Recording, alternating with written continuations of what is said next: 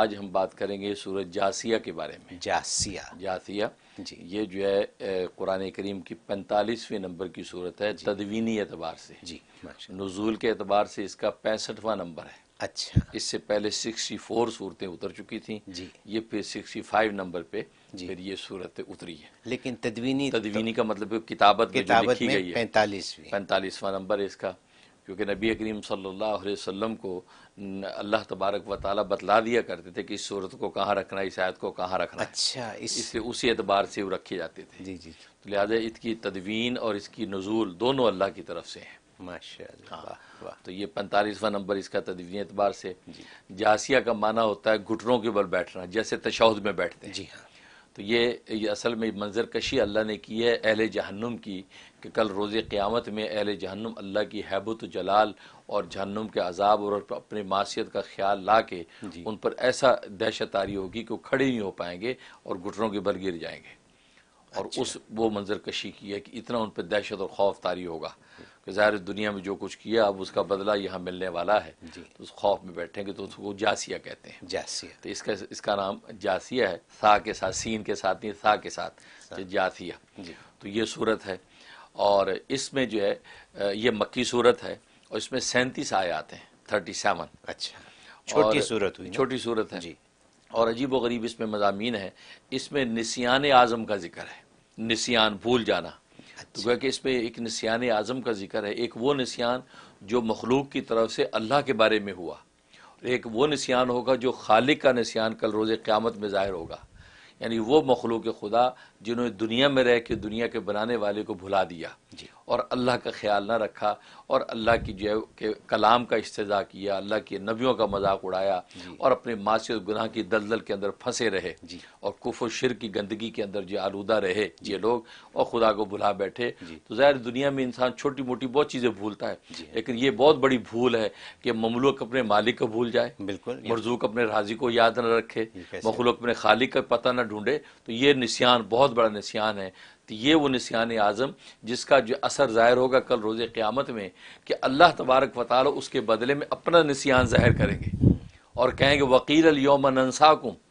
ان سے کہا جائے گا، اللہ کہیں کہ آج کے دن ہم نے بھی تمہیں بھلا دیا، ہم نے بھی تمہیں طاق نسیان میں ڈال دیا، کما نسیتکم لقاء یومکم ھذا، جیسے تم نے طاق نسیان میں ڈال دیا تھا آج کے دن کی ملاقات کو، جیسے کتیسا جیسا کہتا ہے سب جو ہے نا جی ٹٹ فار ٹیٹ جو ہے یہ وہ عبارہ ہے۔ جی تو یہ تو اللہ اس وقت یہ اپنا نسیان، حالانکہ اللہ کو تو کوئی نسیان نہیں ہوتا، جی لیکن ان کے نسیان کے مقابلے میں یہ عنوان اختیار کیا جائے گا، جیسے تم مجھے بھولے تھے آج میں تمہیں بھول گیا ہوں، اور کیا مطلب تمہیں جہنم کی آگ کو جھونک کے اب میں بھول جاؤں گا کہ تمہیں نکالنا ہے کہ نہیں۔ نعوذ باللہ اور اس اللہ کے بعد آگے فرمایا کہ پھر یہ ہے کہ تمہیں نہ تو نکالا جائے گا اور نہ تمہاری توبہ قبول کی جائے گی، مطلب توبہ کرنے کا بھی موقع بھی نہیں دیا جائے گا۔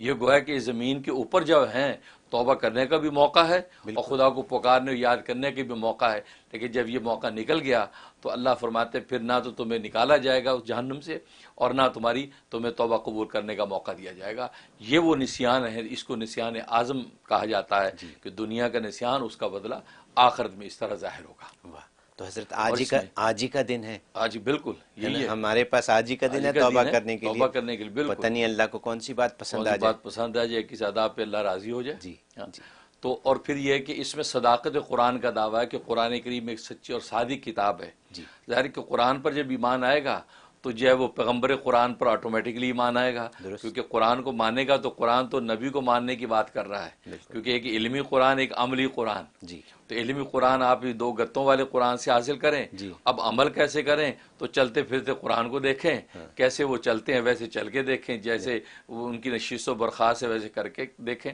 تو گویا کہ ان کی کردار و رفتار جو ہے اور اخلاق و کردار کے سانچے کے اندر ڈھلتے چلے جائیں تو وہ ایک چلتا پھرتا قرآن ہے۔ تو صداقت قرآن کا دعویٰ کیا اور 5 عقلی دلائل پیش کیے ہیں اور 1 نقلی دلیل پیش کی ہے۔ تو یہ اور پھر دیگر مضامین کے ذریعے سے اس دعوے کو ثابت فرمایا، اور ان لوگوں کا ذکر کیا جنہوں نے دنیا میں قرآن کا مذاق اڑایا،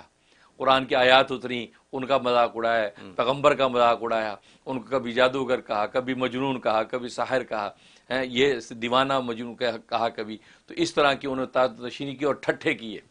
ان کے بتائے عقیدوں پر ٹھٹھا مذاق اڑایا۔ تو کل روز قیامت میں یہ مذاق جو ہے یہ ان کو لپیٹ لے گا عذاب بن کے، اور یہی مذاق جو ہے ان کے گلے پڑ جائے گا اور وہ ہولناک آگ کے اندر گرائے جائیں گے۔ ایسے ہی یہ حقیقت جو ہے اس صورت کے اندر بیان کی گئی ہے۔ اور جہاں تک اس کے فضائل و فوائد کا تعلق ہے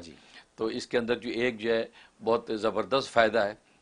کہ بچوں کی حفاظت کا، جی کہ بچے آپ چاہتے ہیں گھر سے باہر بھی جاتے ہیں، گھر میں بھی ہیں، اسکول بھی جا رہے ہیں، مدرسے جا رہے ہیں، سفر پہ جا رہے ہیں، تو بچے ہمارے محفوظ رہیں ہر طرح کی ظاہری بات نہیں آفت سے، اس میں اس صورت میں زبردست تاثیر ہے۔ یعنی اچھا ہاں، یہ روزانہ ایک مرتبہ اس صورت پڑھ کے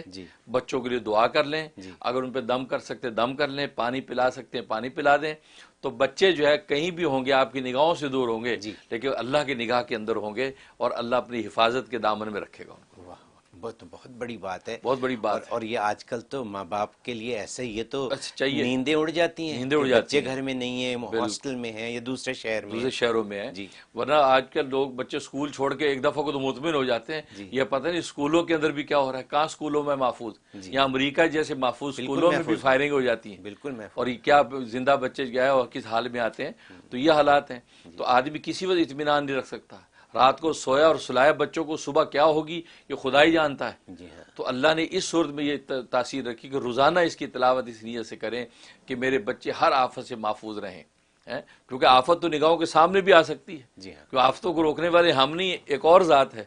جب اس ذات کے حوالے کر دیا تو بچے محفوظ۔ یہ کہ زبردست کا فائدہ، بہت بڑی بات ہے۔ پاکستان سے ماں باپ نے بچوں کو یہاں بھیجا ہے، وہ ان کے لیے کتنی کام کی بات ہے، کام کی بات ہے۔ خود پاکستان کے اندر لوگوں کی حالت کیا ہے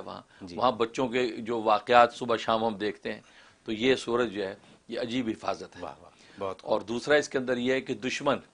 دشمن کے لیے اس کے اندر زبردست وہ ہے کہ اگر دشمن جو ہے ایسا ہے کہ جو پیچھا نہیں چھوڑتا ہے اور پریشان ہو گیا انسان کی یار یہ چھٹکارا نہیں، اور ہے طاقتور، کچھ بگاڑ بھی نہیں سکتے، تو 41 مرتبہ کا ختم کریں اس کا۔ اچھا، ہاں، ایک ہی مرتبہ کافی ہوگا، 41 مرتبہ ایک بندہ پڑھ لے یا چند لوگ مل کے پڑھ کے دعا کر لیں، اللہ تبارک و تعالی دشمن سے چھٹکارا دے دیں گے۔ یعنی 1 سے 2 دن نہیں ہوں گے انشاءاللہ، اتنی زبردست چیز ہے۔ کیونکہ اس میں اللہ نے جس طرح دشمنوں کو جھنجھوڑا ہے، یعنی جو اللہ کے دشمنوں کو جس طرح جھنجھوڑا ہے وہ اس کے اندر مضامین دیکھنے والے ہیں۔ یہ وہ سورۃ جاسیہ ہے، یہ اس کے اندر تاثیر ہے، اور چھوٹی صورت ہے، چھوٹی صورت ہے۔ اور ایک اس میں تاثیر یہ ہے کہ انسان جو ہے وہ بستر مرگ پر ہے اور بالکل اس کے جان کنی کا وقت ہے، لیکن اس کی روح نکل نہیں رہی ہے، عجیب کشمکش میں تکلیف میں مبتلا ہے، تو سورۃ جاسیہ اس کے پاس بیٹھ کے تلاوت کریں۔